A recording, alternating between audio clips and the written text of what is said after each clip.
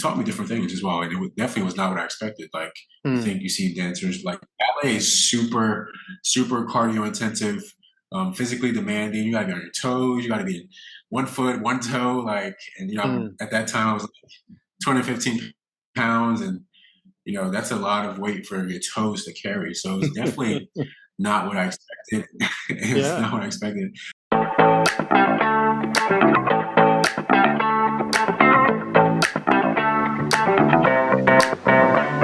Welcome to Share.care, an all-inclusive community sharing experience, strength, and hope to create strong, healthy, and inspiring relationships.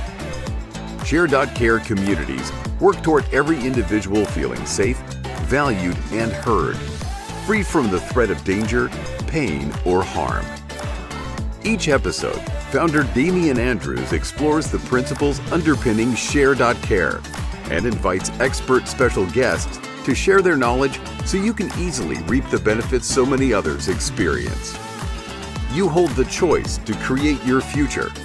Let it be with strong, healthy, and inspiring relationships. Hello, Dominion. How are you today? Hello, Damien. I'm doing good. How are you? Yeah, I'm doing very, very well. We're in an exciting time that we can communicate around the world, which is fantastic. No, we definitely love the upgrade in technology and the beautiful things that allows us to do. Exactly, exactly. And for the audience, who I've got with me today is Dominion, who's the founder and CEO of Minion Training, and he helps nurses mitigate lower back pain. But you have a bit more broader experience as well, working in, you've worked in, played in football, and you did a number of things in school as well to do with mobility. And what we're talking about today is obviously what is manly.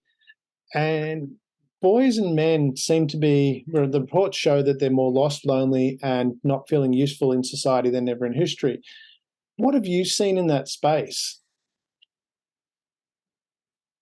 I love this question. So, like you said, I come from a diversity of backgrounds, and from the football side, American football side, men are portrayed to be, these big tough guys and strong and loud, and but also like the jockish figure who's not that intelligent and who's just world is surrounded by football. And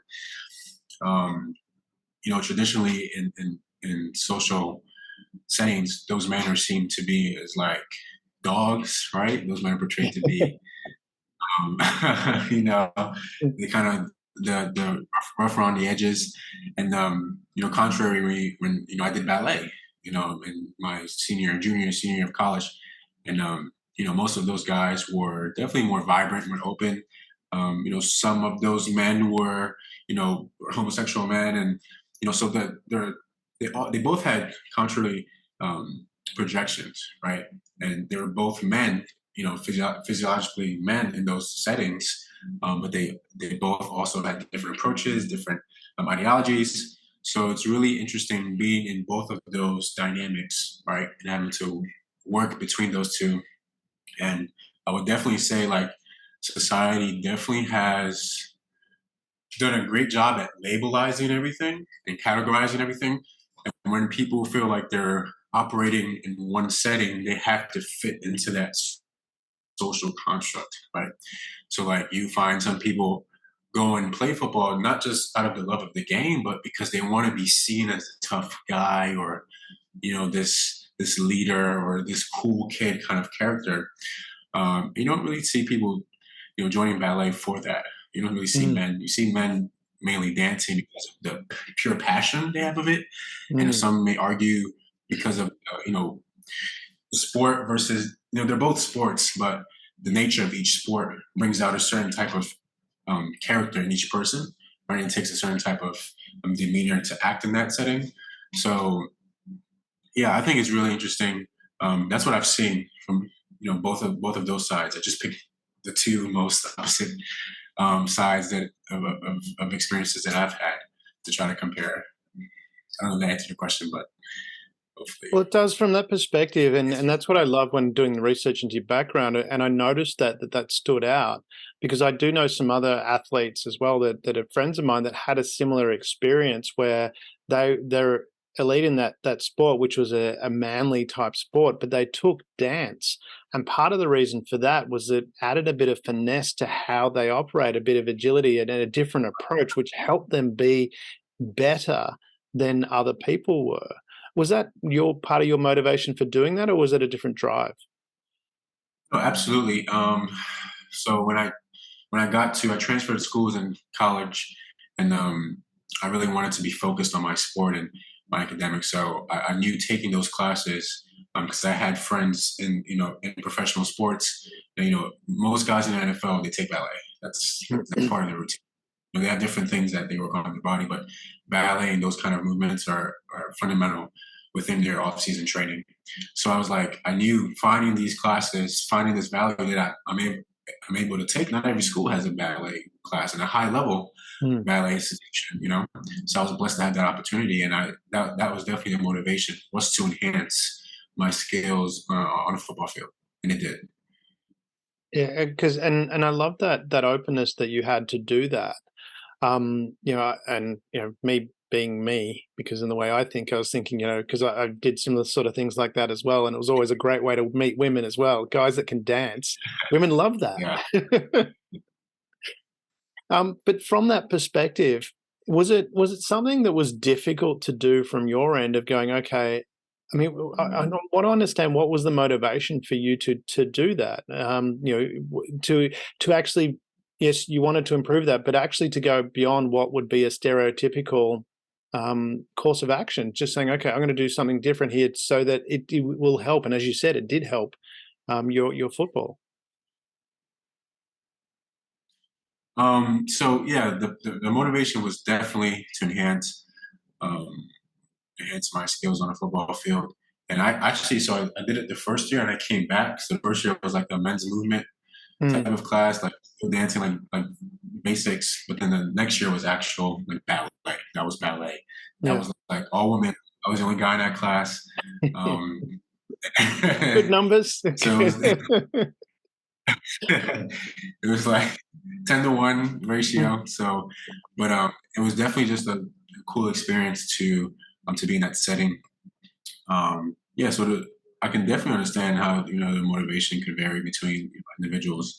But yeah, mine was definitely solely on enhancing those skills on a football field, and it taught me different things as well. And definitely was not what I expected. Like, you mm, think you see dancers, like ballet is super cardio intensive, physically demanding. You got to be on your toes. You got to be in one foot, one toe. Like, and mm. at that time I was like 215 pounds, and that's a lot of weight for your toes to carry. So it was definitely not what I expected. It's Yeah. not what I expected. It's, I felt like it was super easy to just get on a football field and get hit by like five guys versus doing a plie and Mm, seventh position on my toe, and going across the floor, doing that for 10 minutes. Like, oh my god, it was definitely, it brought some perspective, right, to my mm, understanding of my experiences, and it definitely made me more open to the sport. Like, now I see it as a sport. I didn't see it as a sport before. I just thought it was like a thing, like it's a thing. But yeah. now I definitely view it as a sport, a high level sport, and I have a lot of respect for dancers, and especially if I ever see like a male dancer, like just a big guy, I'm like, he's working. Like, the I know the demands of what he's doing requires, and I definitely just top my hat up to him. Uh, so yeah. From a social perspective, how did it affect your life in any way when people, because again, that combination of football and ballet, it's not usual, and people tend to anything that's sort of unusual, people kind of going, "Oh, maybe." Did you experience any of that? Yeah, I definitely got some laughs, being in college, and, peers and, colleagues and classmates teasing you. But I thought it was all, it was all jokes. There was nothing nefarious or anything.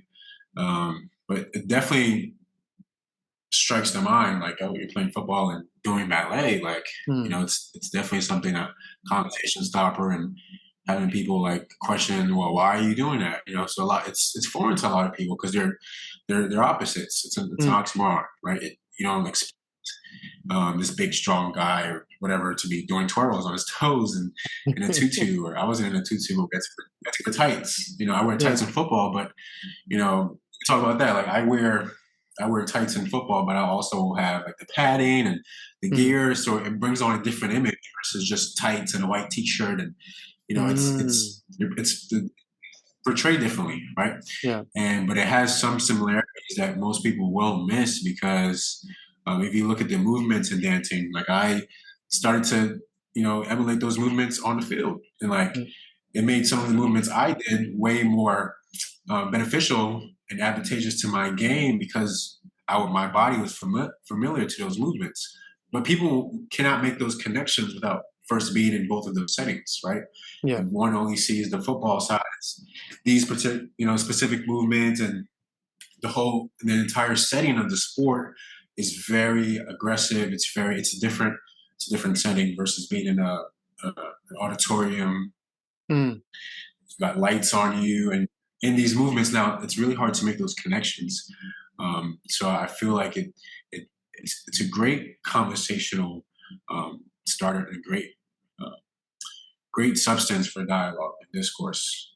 I really do believe when someone can get into that economy between both of those settings, playing Mm. football and being about or dancing ballet in this social normative time right now, right? Of Mm. what's considered cool, what's considered the norm, what's considered appropriate for those two positions. I feel it's very interesting to bring those up into conversation, and especially with that demographic of college students. Mm. Some of the questioning maybe or may not be fully thought out. So yeah, I think that's definitely interesting. How much of it, from that perspective, when you look at that transition, you first start doing ballet, and as you said, you're getting a bit of fun from your friends, and I relate to that. I've had the similar experience where I've done things that have been a bit obscure. My friends are looking at giving a bit of a jibe sort of thing. And how much of it, Yeah. from your perspective, did you notice a transition from that initial, oh, this is different, and that's they're reacting to something that they're not familiar with, and then your commitment to doing that, and then the acceptance of that, and then did you even, from that perspective, was there recognition of, oh, that's actually being helped you a lot? Was that a process that you went through? Um. So the jabbing was not like it wasn't a continuum. It was short lived, and uh, people did definitely notice a difference in my game. I definitely noticed, and even was the catalyst for my business. And me, I was already a personal trainer, but transitioning and focusing more on mobility. That's when I started to like focus on mobility and specialize in mobility and bring that to my training. And how do I add it to my training? Then it became my entire training, and so it was definitely beneficial, all around. But your jabs were definitely short lived, and people did notice, and I noticed myself. And like I said, it kind of transformed itself and made its way into my business and became my business. So it was like a blessing in disguise to even have those experiences, because I Mm. don't think it would have made my business as valuable as it is today. Because that's where I wanted to get to, is that point for the boys and men that are listening, that are worried about, oh, someone might laugh at me if I do this. And then that inhibits them from doing it. But like you said, it was initial thing, which I always put that down to people. That's the way they react to something they're not familiar with. It's like, Yeah. but initially, if you held your own, you were committed to who you were, and people then accepted it. Is that understanding correct? Am I hearing correctly? Yeah. Yeah. And that's how it is for a lot of things. Take somebody who wants to start a business. A lot of people look at it like, oh, this may not work. They're going to face that opposition, but those same people tell them that they're a genius when it actually works out because they stuck to Yeah. those beliefs. They were committed to those beliefs. It's the same. It's the same kind of concept here as like that opposition is foreign to them, right? So that's kind of like warranted. Like I wasn't mad. Like I would Mm. thought the same thing. When I was in their shoes, like, why are you, dancing? And Yeah. but that commitment to, that premise of I'm going to go dance, I'm going to go take this different experience to enhance my, that commitment later on brought out the outcome that made those people not question that initial decision, right? It was like, oh, okay, it worked, right? But for us men or young men or young boys, like you have to be committed to your ideology. You have to be committed to your thoughts, to your actions. You have to commit to whatever you say, because regardless, good or bad, or appealing to one group and not the other, you're going to face opposition. Like the president Mm. faces opposition, the servant, the janitor faces opposition. It doesn't matter, right? So Mm. as young men, like you just have to, pick a decision and run with it, whether you look stupid or not. Because at the end of the day, somehow, if you keep a positive mindset, a positive framework, you will pull out value from it, right? From any situation, good or bad. Your house burns down, you lose a job, whatever. That's a negative action, absolutely. But you can pull out a positive. You pull out positives from that action, depending Mm. on your mindset, depending on your framework. So I'm saying stuff that I need for my situation right now. I feel like that's valuable to anyone listening. So from that perspective, when you're talking about facing opposition, because there's a lot out there today where people get participation trophies, just because you're showing up, and showing up is a good thing to start with.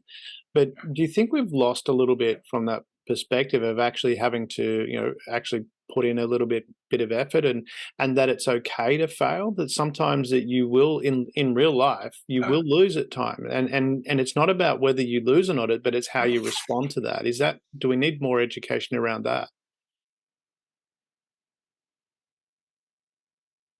so speaking plainly, the world has gotten soft. Mm. Like every tree, every area of the world is soft. It's very, very soft, in my opinion. People are soft, soft. Like it's just that's all I can explain it is people are soft the way we heard. Thinking and acting, from the policies we make, they're all soft, right? Mm. You made a great point. Showing up is like, I think, 80% the battle. It's just showing up, because a lot of people don't show up for their dreams, show up for anything. They don't show up, Mm. right? And then that other 20% is you just staying there and putting the work. Mm. Doesn't necessarily mean there's going to be a huge amount of growth from the beginning, but staying there and putting the work and just creating that incremental growth, that's what makes it pay off.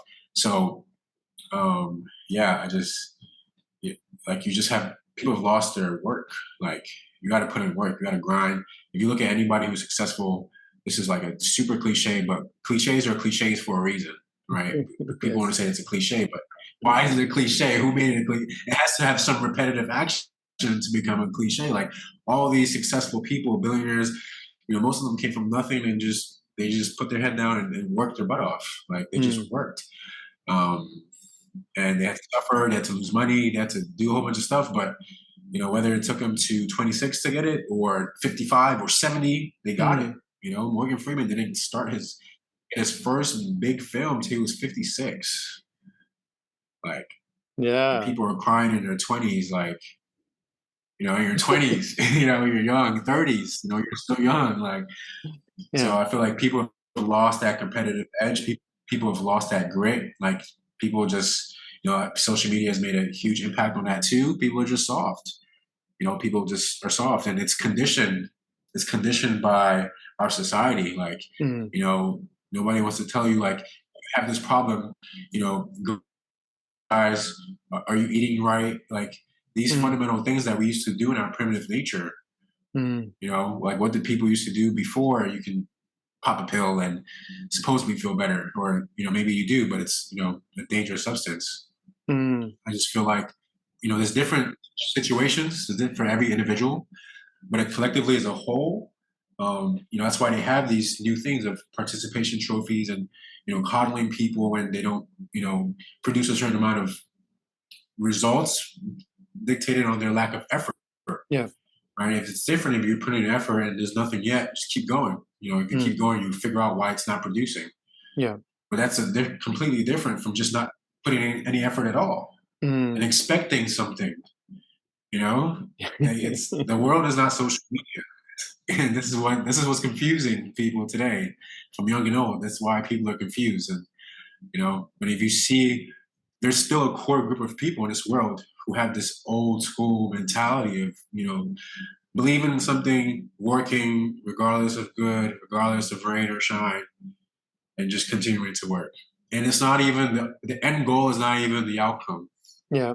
Like, you continue to work so hard, and you look back, it's 30 years, and you do have a pretty good life. You are blessed. You are successful. You are happy. You are healthy, Mm. and you've noticed that it's just been that, right? And it's hard in the beginning, or if you're in the middle, and it's tough for you relationally, it's tough for you financially. It's definitely hard to see that. But Mm. again, if you just stay committed to those core values of continue to work, stacking days, pound of stone, every day, every day, every day, like, that's when that real joy comes out of. So again, I've gotten a little long-winded. I'm sorry. No, it's really good. There's a lot of really good content there. From that perspective, what does it take? What sort of mindset does it take to have that ability to face opposition? I just think, for me, for me, my mindset has always been wrapped around my faith. I'm a Christian. I'm a follower of Jesus Christ. That's always been wrapped around, like, my everything. I failed so many times. Um, People have told me I want to do stuff, and I've accomplished those things. Mm. Um, People have told me I want to be a certain type of place, and I've gotten to that place. But I've faced, like, tremendous opposition, and I'm in the midst right now of, like, a great opposition. Like, I feel like I'm going from opposition to opposition to opposition to opposition. But if you notice, I'm going up. Yeah. Like, that's why I keep telling. That's what I said about the continuum. It's a continuum. It's stacking days. And Mm. once you stack days, regardless of what day you're stacking, you're going up because you're climbing on those stacks. Mhm. And, like, regardless of where I'm at right now, I can look back, and 2 years from ago, 3 years ago, a year ago, 6 months ago, I'm in a completely better position now in all aspects, Mm. right? So my mindset has always been wrapped around my faith, because when I was cut from a Division 3 team, Mm. there was no way to get to NFL. I was cut from my first school program. It was Division 3. There's no way I'm going to. Yeah. 2 years later, I'm playing at a Division 1 school. Like, people are like, how did this happen? How did this happen? Like, it was me sticking to my faith and working my ass off every day. Yeah. Like, I knew what it took to be where I wanted to be. I'm still in pursuit of, like, professional sports. I know what it takes, and I was willing to put in the work and be committed regardless of my current circumstance and current situation and current setting. So for me, it was wrapped around my faith. To be more practical, you just have to know what you want, like, super clear what you want. For me, what was driving me was, I want to go to NFL. Yeah. Period. Period. Whatever way it took that, growing my body, growing my mind. But what the blessing was, from sticking to that goal, my business stemmed out of there. Mm. What I believe my value came out of that, right?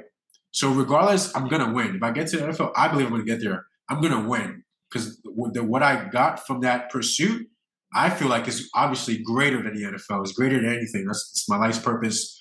I believe my purpose is to spread the gospel, the word of God, to as many people as I can. And I Mhm. believe I can do that through my business, through my value of helping people, of serving people, move without pain. Like, so I have a physical and a tangible and an intangible value that I'm trying to Mm. give out to the world. But that all came out of my initial pursuit of what I want.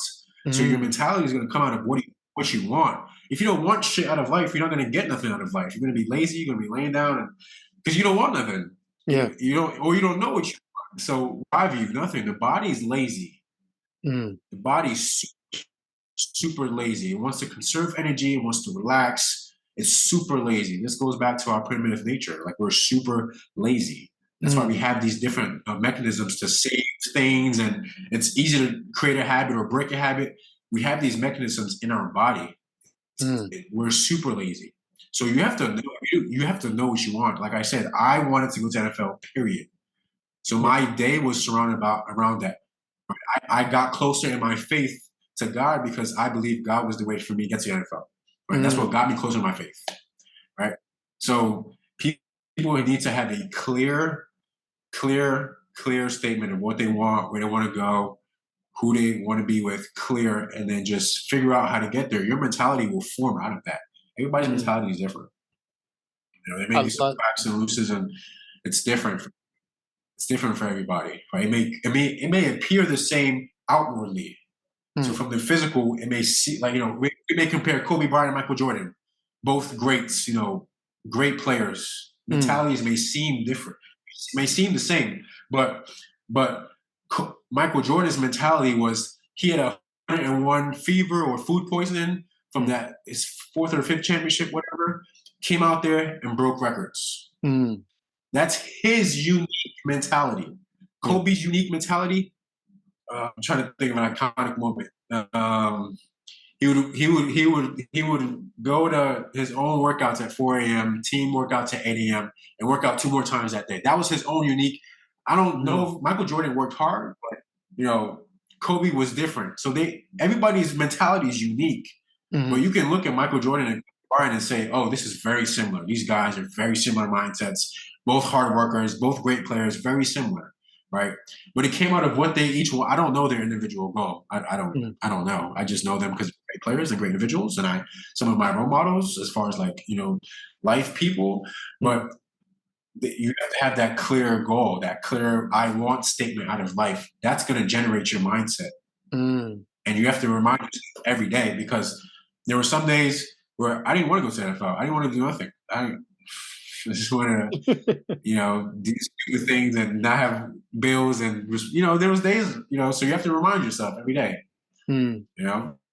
So depending on how hard you push towards that goal will display how deep your conviction is within that goal. And it'll fuel your mindset. It'll create your mindset.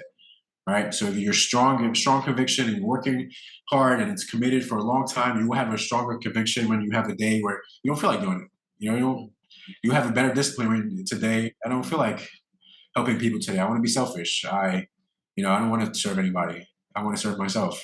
But then that strong conviction and this discipline will remind you, hey, this is it. Because you built up that threshold, right, from mm. being committed. But that can only happen from being committed. Right. What is it? I mean, from that perspective, and it sounds like, you know, I'm listening to you talk about it, and you said, I want to go to the NFL, period. That was it's no other option. That was where you were going. And as I was listening to that, I was remembering, it's been a long time since I've read this book, but Think and Grow Rich, Napoleon Hill's Think and Grow Rich, and he talked about a definiteness of purpose. And it sounded to me that was what your driver was. And when we're talking about overcoming adversity, because I mean, I love that when you see those graphs people show and they say, this was the plan. And they've got the journey across the top and it's this beautiful, smooth road. And then they go, this is what really happened. And it's just all over the shop. And I look at that and I go, well, that all over the shop was always going to happen. That was the reality. And you had this optimism bias of going, oh, it's going to be a smooth journey. Is that part of that being okay, having that realistic perception of going, well, this is what I want, and it is going to, there are going to be speed bumps on the way, and is that part of that ability to overcome adversity? Do you think? That's definitely going to help. I didn't have that because I was so engulfed in I want to go to NFL, Yeah. right? And it was just my emotional maturity was not there yet. But for other people listening, and possibly because I wasn't told, I knew it was going to be hard. It wasn't like it was going to be easy, but internalize like, okay, this is going to be a difficult task, right? Mm. And place some of those difficulties in your head, right? Allow your brain to see and internalize some of those difficulties, so it's more familiar when a certain or similar situation arises in your reality, right? Mm. So I definitely believe it is beneficial to, whatever you want out of life. I want to go to the Olympics. Okay. What's possibly going to go wrong for me going to the Olympics? I may not be in shape. I may have a chronic illness. I may have a disability. I may, not be athletic. My genes, really, really dig deep on all the things why not this would happen, because it's probably going to happen and you probably missed like 1,000 things, right? Yeah. But you'll be more prepared versus just going in there blind like, oh yeah, I'm going to be in the Olympics, period. you know. And for Yeah. me, like I said, that was my statement. I'm going to NFL, period. And I was just so focused. And because I'm super blessed to have this gift of like my work ethic is crazy. And in that time period of my life, it was easy because I just had school. So it Mm. was school. So make sure school was handled, and then the rest was football, right? So it was easy to have that, and then the business started to come out of that. Now it was like, okay, school, business, and then football. And then it was, graduating business and school, and you got to pay bills, So it's life. Your point of life, your time in life will definitely play a role, right? It'll definitely play a factor. Mm. Um, Depending on what is that life statement, right?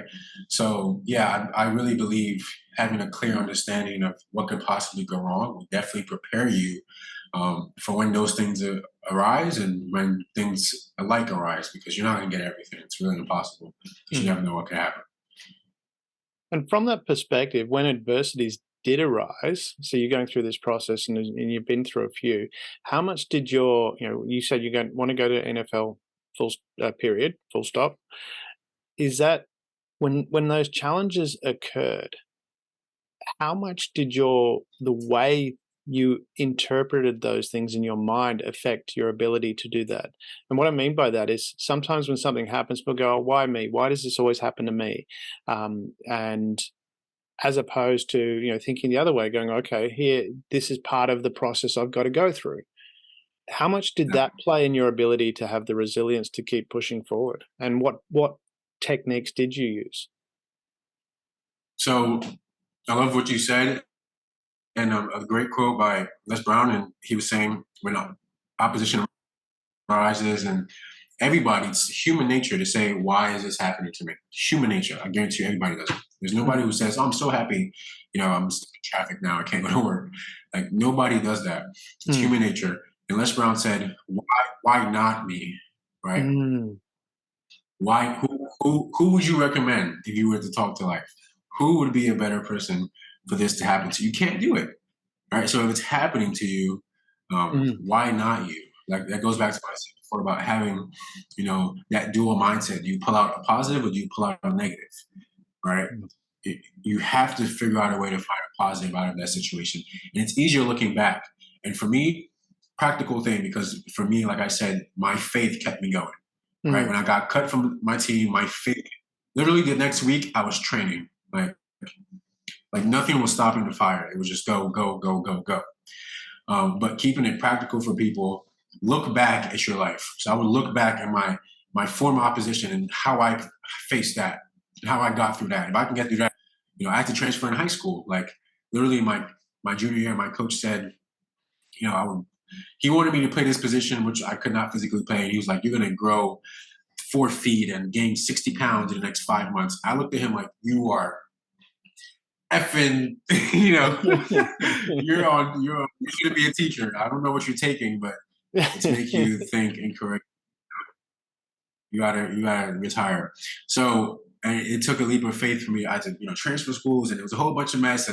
But I look back on that, and I was able to get through that successfully. Mm. Um, and then that's a practical tip. Look back on either the past opposition you just went through, or something Mm. you've overcame in your life.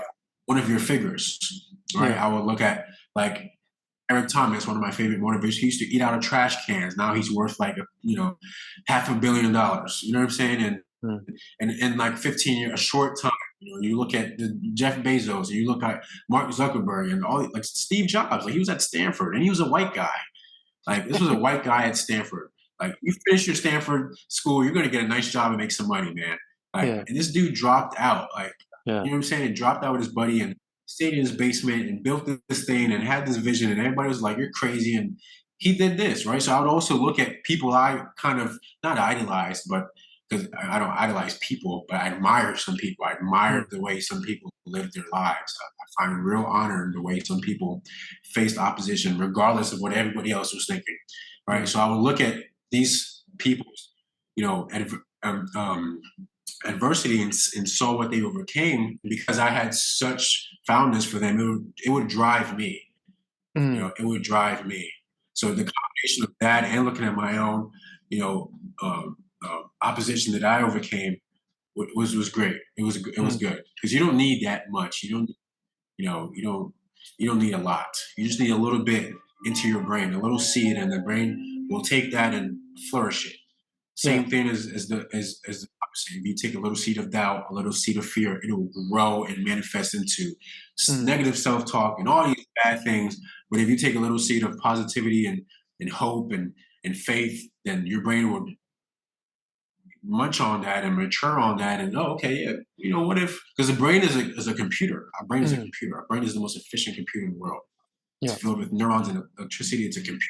It wants to solve problems. And I'm trying to get better at affirmations and writing things down. You program your brain, it will solve that problem. Right? It wants to solve problems. So if you tell it, no, we can do this, we can do this, and let's figure it out. We can do this. And you're telling your brain one thing, but your reality is another thing. It's a dichotomy to your brain, and it hates it.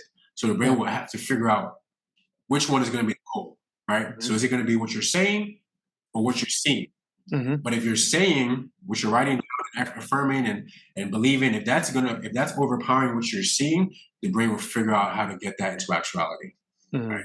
And that was the biggest things for me. So basically, looking back at your own opposition, seeing how you overcame that, and looking at the people you admire, how they overcame their opposition, that's going to be enough motivation to keep you going. And how much of that, from that perspective, do we filter out opportunities right there in front of us? And what I mean by that, I'll give you a story from that perspective. A long time ago, I'm older than I look, I was living in Perth, which is on the western side of Australia, so, the Los Angeles of Australia, so to speak. And Perthites probably hate that analogy, but anyway, that's a location thing, not a type of city. And I was living on the coast. My girlfriend at the time lived north on the coast, and there was a nice road, beautiful road, that went from where I was to where she was. Thing was, there was lots of traffic lights on this road. Now, because I'm excited to get to my girlfriend, I'm really frustrated at every red light that I get. So I'm telling myself, I get all these red lights. I'm getting all these red lights, just getting all the red lights. And because I'm anally retentive, something triggered in my mind, and I kept the notepad beside me, and then I had red light, green light. And whenever I went through a red light, I ticked it. Whenever I went through a green light, I ticked it. And it turned out I was getting massively more green lights. I just wasn't noticing them. And I wonder, from that perspective, how much, by the way we filter what we see, do we miss opportunities right there in front of us? Yeah. So this is very eerie. I had a similar topic on like 2 episodes I was on, and basically the premise of it was your self-awareness. And self-awareness, most people's self-awareness currently to this day is very low, super low, because there's so many distractions, i.e. our phones, right? So it's super hard to be self-aware because we're so glued to our phones, we're so glued to our negative thoughts that we miss opportunities in front of us. I won't go into the story because I feel like every time I go into the story, I get super long-winded. But basically, I'm going to give you a safe word. Shut up! Keep it short. That's good enough. All right, so basically, I am in 7th grade. I'm in tech class, building class, whatever, and we finished our project pretty early, so we had time. We were chilling. I was with my friends, just relaxing on the computers. This is before football, before all that, and I'm on YouTube. I'm watching football. So I'm watching football and watching cool highlights. Cool. I'm watching guys in college doing cool stuff, and I see this video. It's Eric Thomas. It's one of his videos. I click on it. I couldn't finish it. I go home. I finished the video. It changed my whole freaking life. Yeah. Changed my perception on everything. That got me started. That made the click in my head of, this is what I wanted, and I'm gonna go get it regardless of what anybody says or my current situation. That's the video. Right?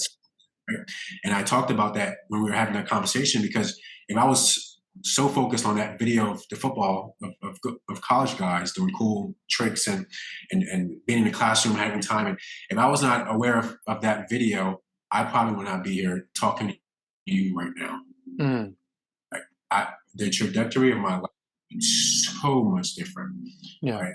Because of me paying attention to this one little video and even having that little discipline to go back and let me finish that video when I get home, right? And that sparked that connection in my head of this path Mm. that I'm on today of mastery, of greatness. This is what sparked it all. Mm. So I really believe self-awareness is a huge part because, like you said, we miss so many opportunities, or just the way not like, and the opportunities we can create opportunities, Mm. right? Some person can look at a situation and be like, "That's a huge problem." Somebody else can look at the same situation and be like, "I have the answer to that." And obviously, generally, the people who make money are the people who solve problems. Mhm. Period. Is So depending on, how focused you are in that particular time, how distracted you are, your self-awareness can create opportunities for you. Mhm.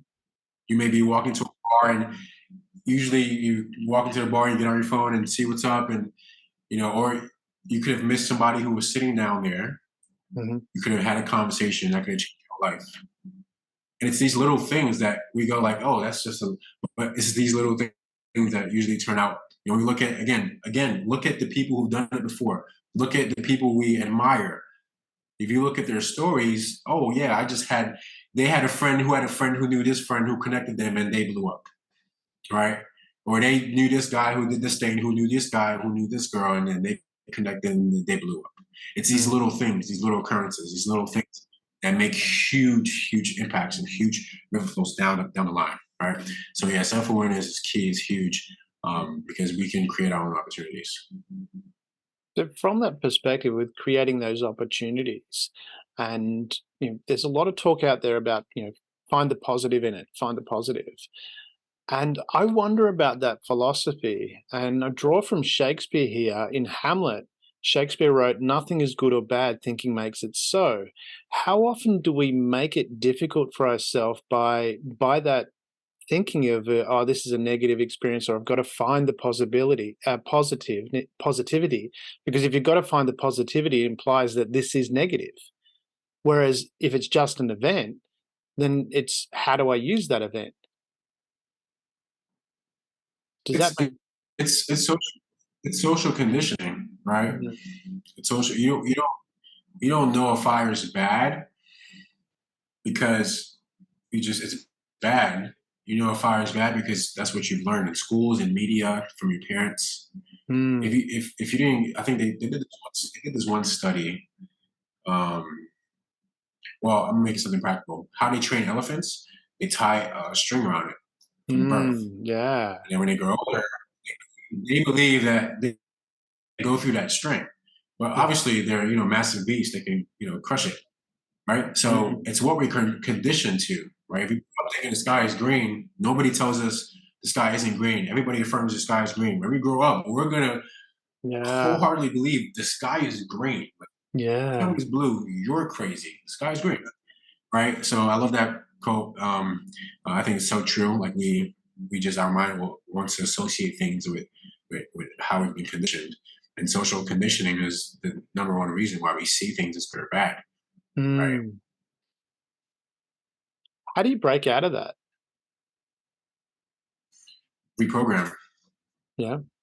You have So to what are some reprogram. steps You got that to tell people can yourself. do? Because I mean, from my understanding, a belief that we have is just a thought we've repeated over and over again. And I've written a fair bit about. So take the contrary thought and repeat that, right? So if you've been told the sky is blue from age birth to 15, from age 15 to age 30, you better be telling yourself the sky is green. Mm. And if you wake up and you tell yourself the sky is green, and you look at the sky, you close your eyes, you affirm, and you really see the sky is green for 15 years, your brain will believe the sky is green. Tell Mm. yourself the contrary thought.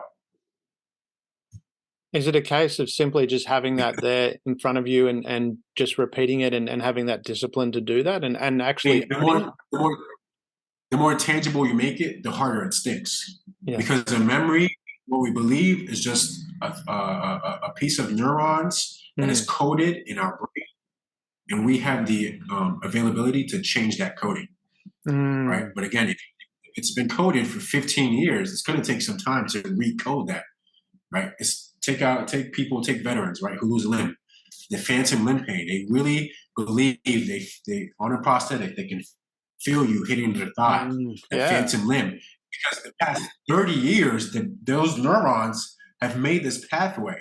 So it's Hmm. like physically in reality, you can see there's no limb there, but you can go like this and that activity is gonna bounce back, right? Mm. Some activity is gonna fire. They can't physically connect, right? But because they've had this history, this 30-year history of making this connection, it's going to try and make that connection, but it's going to send back to the brain that this connection is trying to be made, but we can't make it, right? Mm.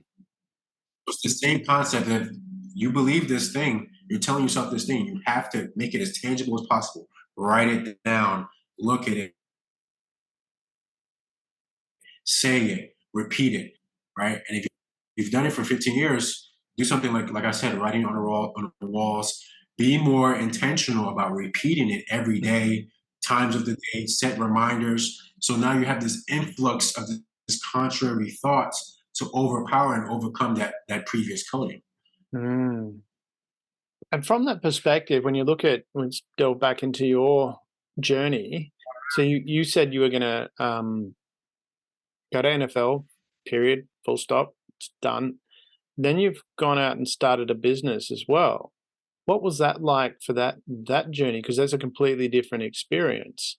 Um, what sort of things did you go through to start your business? I'm talking for guys out there that are, they might be thinking about doing that. What sort of process should they go through to prepare themselves for that journey? Because starting a business, again, coming back to that road, it's not a smooth road. There are ups and downs, and I've had businesses that I've started. I've had businesses that I've started and that have failed. I've shut them down because they weren't going as I planned. How would you encourage people to prepare for that?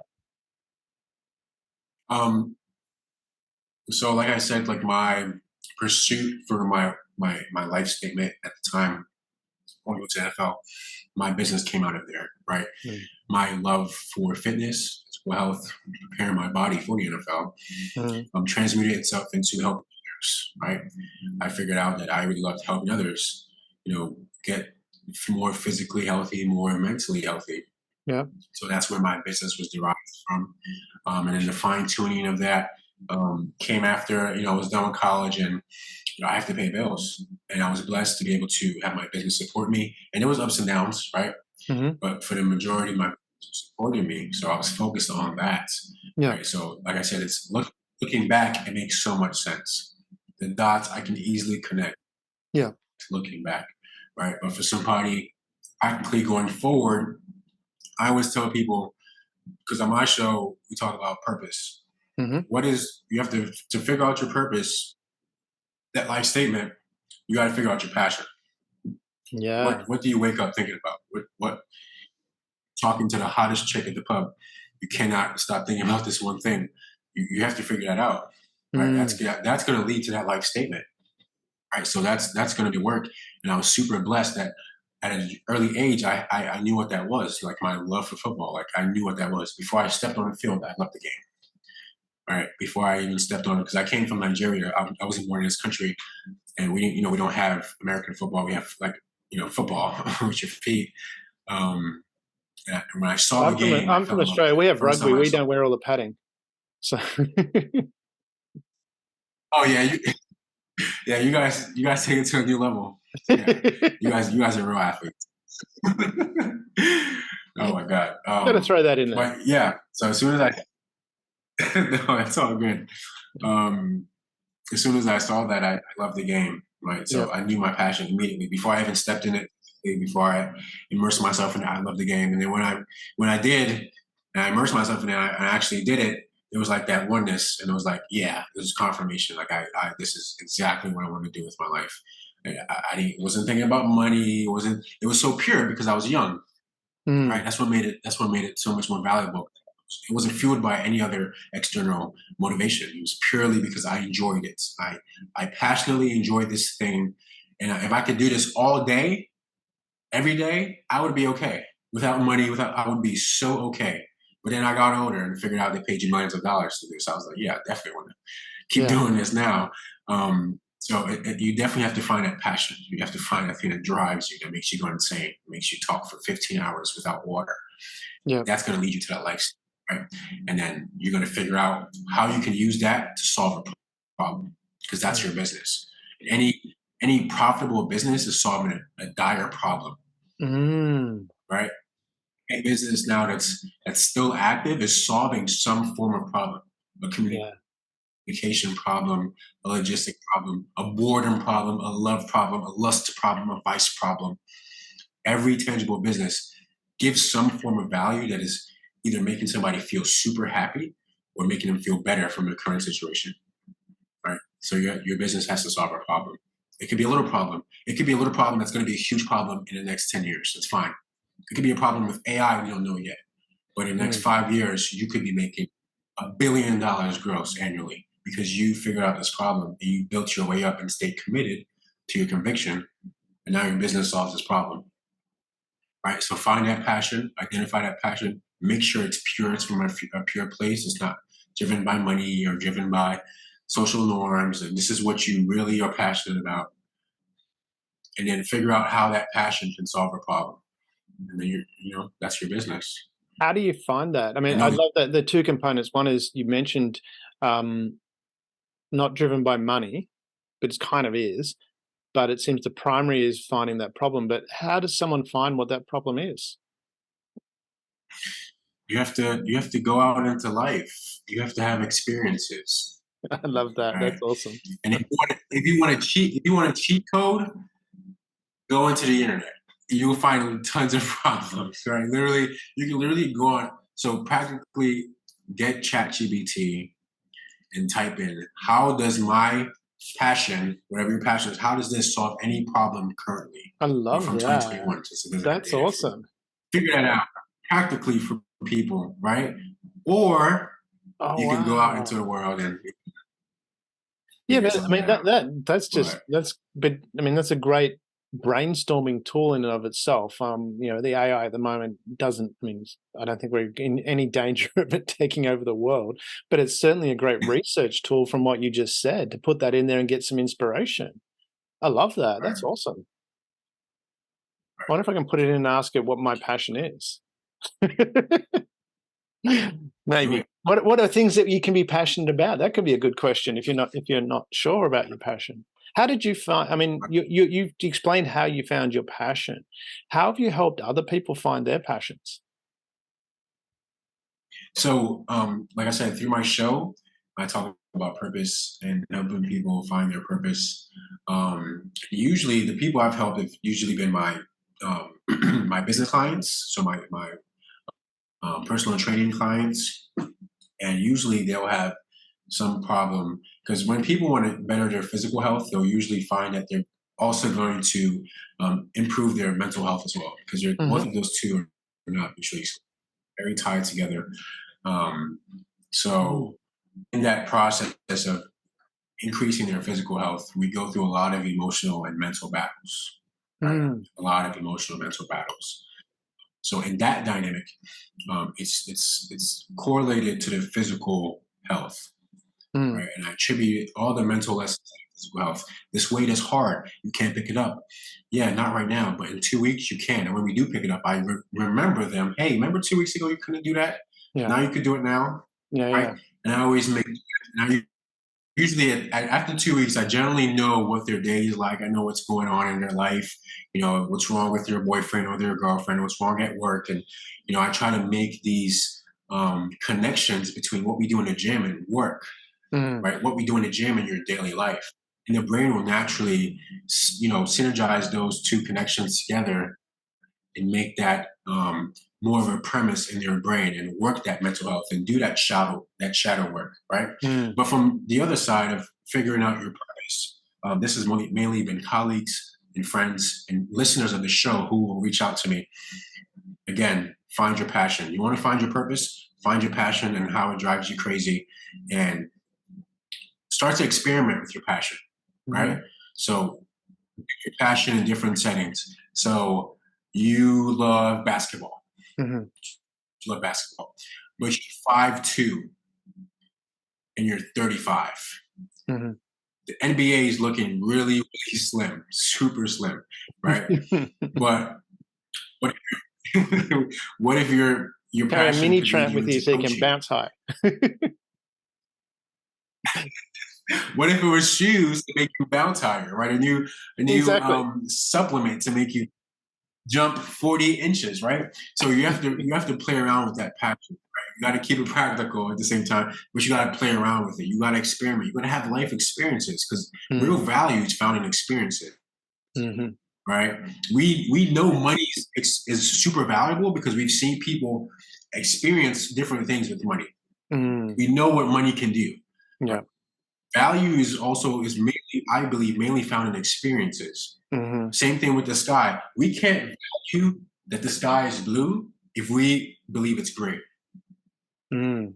We can't value the true value of the sky if we believe something contrary to what it actually is, right? So I was just lost my train of thought.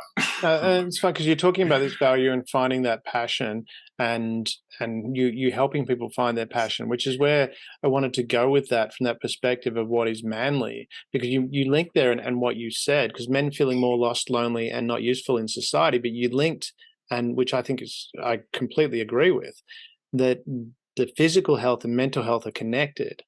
So how important is it from that perspective to actually take that time to work on your physical health?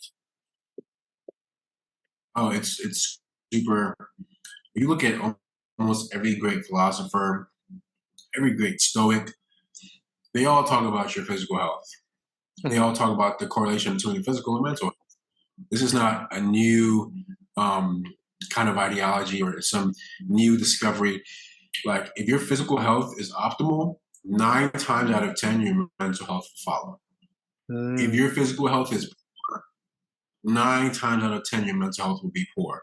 Because again, the two are not mutually exclusive. Like, if your body is unhealthy, mhm, right, and you're out of shape, the systems inside of your body won't work as efficiently because you're out of shape.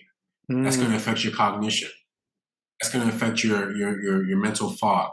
That's going to mhm, affect your dopamine levels, how good your body makes yourself feel, your serotonin levels, your stress levels, your cortisol.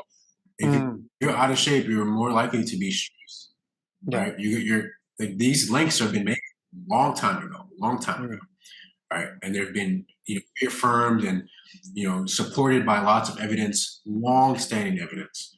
mm, So if somebody's in poor mental shape right now, I guarantee you get your physical shape right, your mental capacity will, your mental space will increase, mm, right? If you're in terrible I haven't really met, people who are in great physical shape, but not just great physical shape, people who are eating correctly, mhm, right? So not high consumption of sugar, processed foods. Um, it's really hard. Not saying they don't experience these negative times, they don't experience anxiety, they don't experience depression. That's not what I'm saying.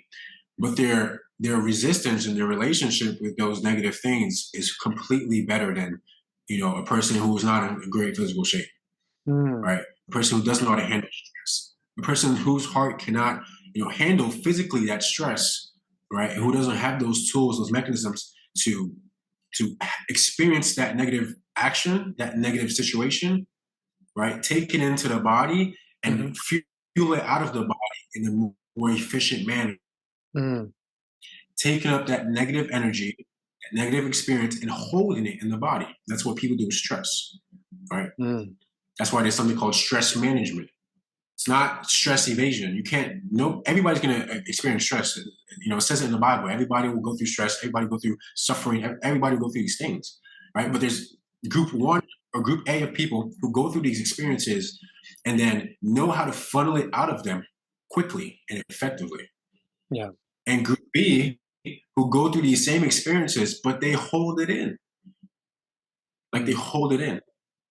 All right.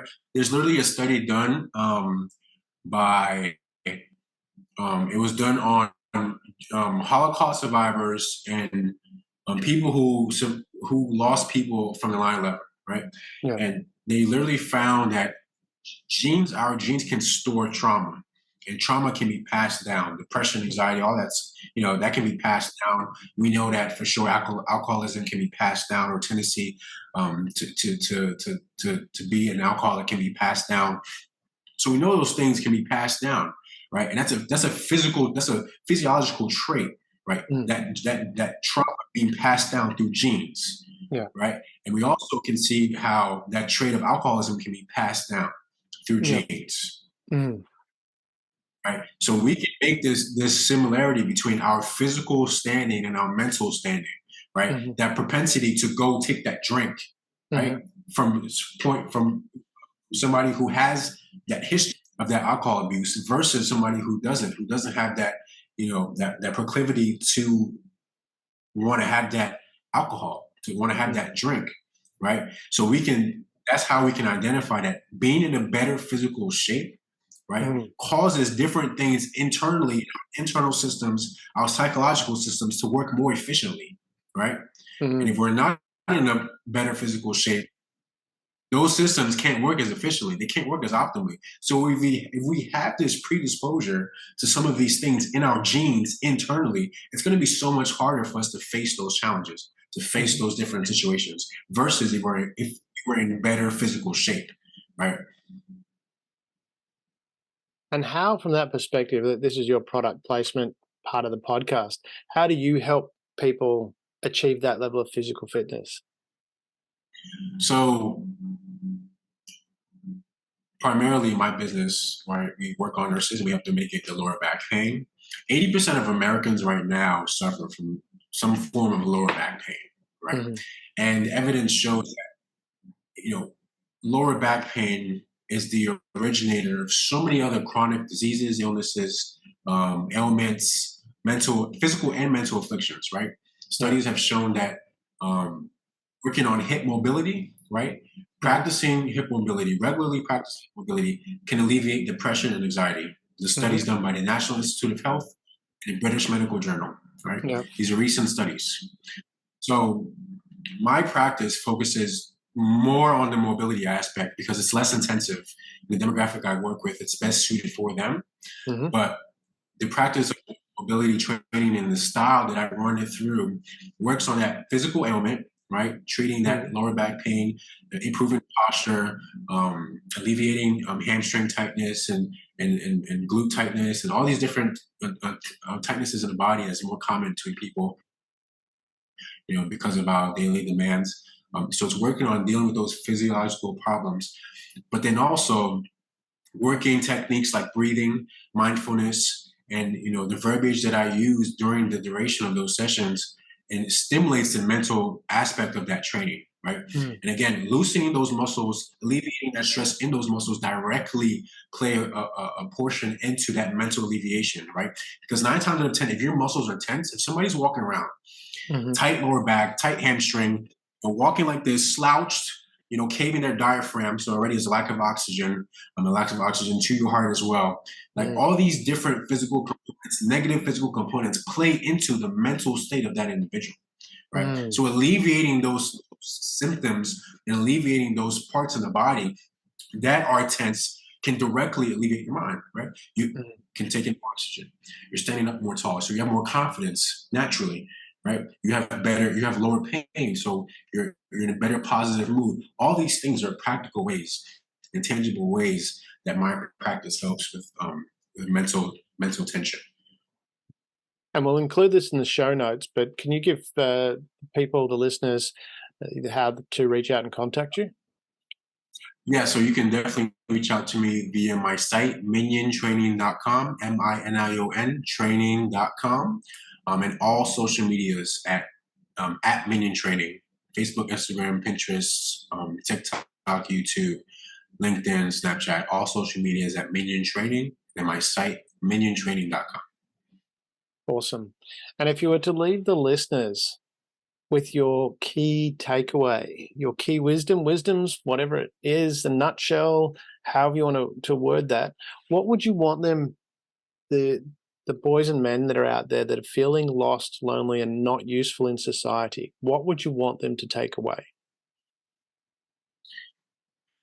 So from my life and how it's going now and how I predict it to go, and just the strong convictions that I have. My faith in God and putting God first in things I do have definitely brought about how I overcame my adversity, how I operate my life, the value that I put out, how I position myself within the world. So for me, as an individual, and obviously, other millions and billions of people in the same faith, following Jesus Christ and his teachings, and being true to your word, and being peaceful, of loving others. I really care for my clients and people I serve. That's why I particularly focus on nurses, because I really do care for the work they do.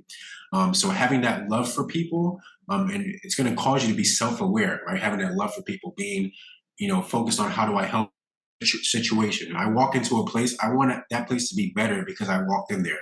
That's how much I love the place. So that's going to make you more self-aware, right? And that love is going to generate and move on to your passion, because you love that thing. You love helping people. You love building houses for this type of people. You love doing this for these communities. That love will move into your passion, and you will find your purpose. And then when you have your purpose, that's your life. You just work into that, right? So that's a practical way of how my faith really guides me through my life, right? That love that I have, that the love that I know Jesus has for me, and what I try to put into other people, and transmute into other people, that same love. And that same love is what led me to finding my passion and my purpose, and my business, right? So for all the young men, all the just, I just really believe, like, loving other people, or trying to love other people as much as you can, will just enrich your life. And it is proven that loving people and having that positive emotion can cause dopamine and norepinephrine, and these other chemicals in your brain to literally make you feel better, right? These are feel-good chemicals that are released when we have these emotions of love and social gathering, and affirmation, and stability. When we have these emotions, those chemicals are triggered in our brain. So this is like a tangible, scientific, all around proven way to just better your life. And I feel like it's a great piece of value, if you can take out from this episode. I love that. That's awesome. Dominion, it's been so wonderful having you on the show, sharing what is manly. We're looking at the framework for what is manly, sharing your story and the experiences you went through, the troubles, and how you've actually overcome that, and sharing some of those wisdoms to help people, help men and boys not feel so lost, lonely, and not useful in society. Thank you very much for taking the time. Thank you so much. It's been an honor. I really appreciate you having me on this.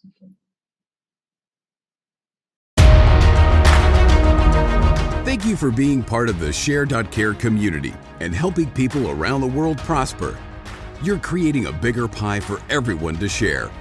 The more people contributing to the world being a better place, the better the world becomes, for others and for you.